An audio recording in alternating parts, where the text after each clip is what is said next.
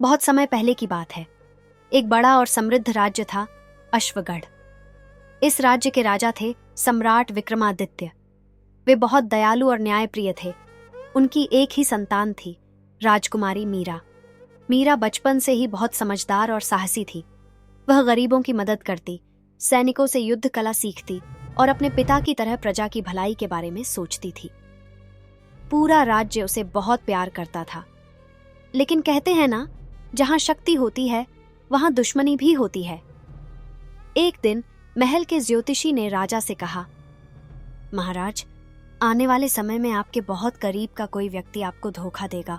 राजा विक्रमादित्य मुस्कुराए और बोले, मुझे अपनी बेटी पर पूरा भरोसा है और मेरे बाकी दरबारी भी वफादार हैं।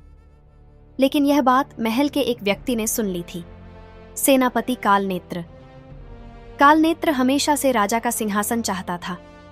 वह जानता था कि जब तक राजा और मीरा जिंदा हैं, वह राजा नहीं बन सकता। इसलिए उसने एक चाल चली। मीरा का सबसे अच्छा दोस्त था युवराज भानु प्रताप। वे बचपन से साथ पले बढ़े थे। भानु प्रताप बहुत बहादुर था और मीरा की हमेशा रक्षा करता था। मीरा को उस पर पूरा भरोसा था, लेकिन उसे क्या पता था कि भरोसा तोड़ने वाला कोई और नहीं बल्कि भानु प्रताप ही था।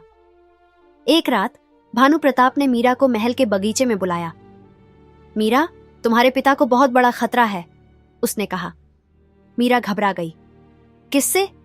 भानु प्रताप ने धीरे से कहा। सेनापति कालनेत्र राजा को मारना चाहता है। मीरा डर गई। वह अपने पिता को बचाने के लिए तैयार हो गई। उसने बिना सोचे समझे भानु प्रताप की बात मान ली और उसके साथ गुप्त मार्ग से महल के अंदर चली गई। लेकिन मीरा को क्या पता था कि यह सब एक साजिश थी। अगर आप मीरा की जगह होते तो क्या करते? हमें कमेंट में बताएं। मीरा को एक गुप्त कक्ष में ले जाया गया। वहां पहले से कई सैनिक खड़े थे। अचानक दरवाजे बंद हो गए और सामने सेनापति कालनेत्र खड़ा था। मीरा चौंक गई। उसने भानु प्रताप की ओर देखा। यह क्या हो रहा है? भानु प्रताप मुस्कुराया और कहा, मीरा, तुमने मुझ पर भरोसा किया और यही तुम्हारी सबसे बड़ी गलती थी। मीरा की आंखों में आंसू आ गए। तुमने मुझे धोखा दिया? भानु प्रताप ने ठंडी आवाज में कहा। सिर्फ तुम नहीं, तुम्हारे पिता और पूरे राज्य को। अब यह राज्य मेरा होगा। उस रात राजा विक्रमादित्य को बंदी बना लिया गया। भानु प्रताप ने खुद को नया राजा घोषित कर दिया। महल में जश्न मनाया जाने लगा, लेकिन प्रजा दुखी थी। मीरा को महल के सबसे ऊंचे कमरे में कैद कर दिया गया। उसकी आंखों में आंसू थे, लेकिन वह कमजोर नहीं थी। वह जानती थी कि उसे अपने पिता और राज्य को बचाना होगा। कैद में रहते हुए मीरा ने महल के नौकरों की मदद ली। उनमें से कई अब भी राजा विक्रमादित्य के वफादार थे।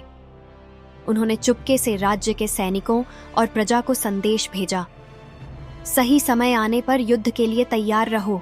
कुछ दिनों बाद भानु प्रताप मीरा के पास आया और बोला, मीरा, अब मैं राजा हूं, तुम्हें खुश होना चाहिए। मीरा ने धीरे से मुस्कुराकर कहा, क्या तुम सच में सोचते हो कि तुम जीत चुके हो? भानु प्रताप हंसा। बिल्कुल। तभी महल के बाहर शंखनाद गूंज उठा। मीरा के वफादार सेनानायकों और नागरिकों की गुप्त सेना ने महल पर हमला कर दिया। भानु प्रताप और कालनेत्र घबरा गए।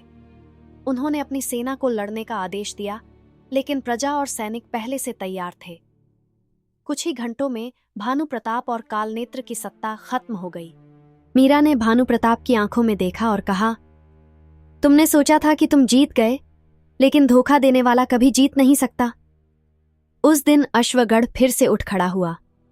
राजा विक्रमादित्य को वापस सिंहासन पर बैठाया गया। मीरा ने प्रजा से कहा, अब से हम आंख बंद करके किसी पर भरोसा नहीं करेंगे।